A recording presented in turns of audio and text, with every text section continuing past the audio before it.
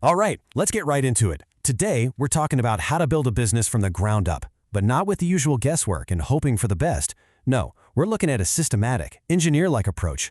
We're going to break down a really clear three-phase model that basically treats building a business like it's a science. So, let's check out the blueprint. Okay, so the source material for this whole idea kicks off with a wild, almost sci-fi claim. The goal is to create an artificial business intelligence. It sounds pretty out there, right? But before we can even get to the AI part, we first have to understand the human intelligence that makes it all possible. And that's really the secret sauce.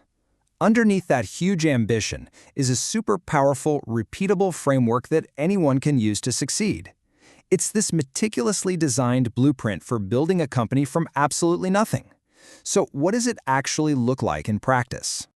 Well, it all boils down to this one core idea: building a business like an engineer would. It's about swapping out chaos and guesswork for a logical system. It's about moving step by step through a proven framework that can take you all the way from just a simple idea to a company that can truly scale. So here's the entire journey, the 30,000-foot view. It's broken down into three simple phases.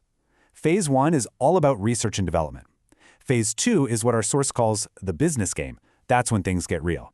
And finally, Phase 3 is where you really scale up through something called IP deployment. Let's start right at the beginning and dig into Phase 1. Phase 1 is all about preparation. Seriously, think of this as your training montage. Your lab time. This is where you do all the critical homework to build a rock-solid foundation before you even think about launching a website or trying to make a single sale. And during this phase, you're basically fighting a war on two fronts at the same time. On one side, you've got product development, where you're building what's called a minimum viable product. But at the exact same time, you have to be on the marketing front, doing the research to find the perfect group of customers who are just dying for a solution like yours. So what even is an MVP? Well, the key thing to remember is that it's not about being perfect. An MVP is just a version of your product that's good enough to do one thing really well. The whole point is just to get it out there to real people so you can get their feedback and make it better. It's basically a tool for learning as fast as possible. And all of that learning, all that feedback, it's all leading up to this.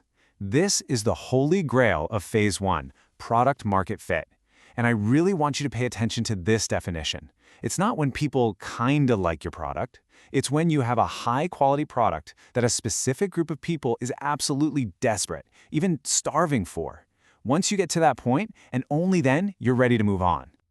Okay, so you've achieved product market fit. Congrats! Now it's time for Phase 2, the business game. Your homework is officially done. You're leaving the lab, you're stepping out onto the court, and now you're playing to win. This is where we start keeping score.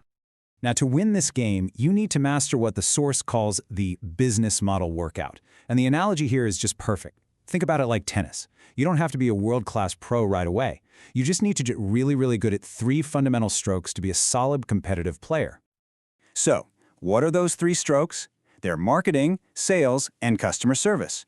Marketing is like your serve. It gets the game started and brings in leads. Customer service is your backhand. It's often the easiest part, just delivering on what you promised. But notice the forehand. That's sales. And that right there is the biggest challenge for pretty much every entrepreneur. So if sales is the hardest part, how do you actually get good at it? Well, this blueprint gives you two very clear, repeatable recipes you can follow. The first one is called the webinar model, and it's perfect for products that are priced under, say, $1,000. Here's exactly how it works. You put on a webinar, and for about 40 minutes, you just teach. You give away tons of genuine value for free.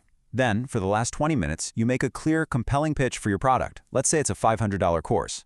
The goal, the number you're shooting for, is to convert about 2% of the people watching. It's a total numbers game, but it's a predictable one. Okay, but what if you're selling something way more expensive, right? A webinar probably isn't going to cut it for a high-ticket offer. And for that, you need a totally different approach. You need recipe number 2, the high-ticket model. This is much more of a one-on-one, 5-step process. First, you just build rapport and trust. Then, you dig in to find their real needs and what their budget is. Then, you present a solution that's a perfect fit. You handle any questions or objections they have. And finally, and this part's crucial, you confidently close the deal. You see how each step just flows into the next? It's all designed to make the final yes feel like the most natural thing in the world. Now, for the businesses that really master Phase 2, the ones who get amazing at playing the game, there's a final level. We're talking about scaling. And this isn't just about selling more stuff. It's about turning your whole business model into an asset that you can leverage in a much bigger way. This is what we call IP deployment.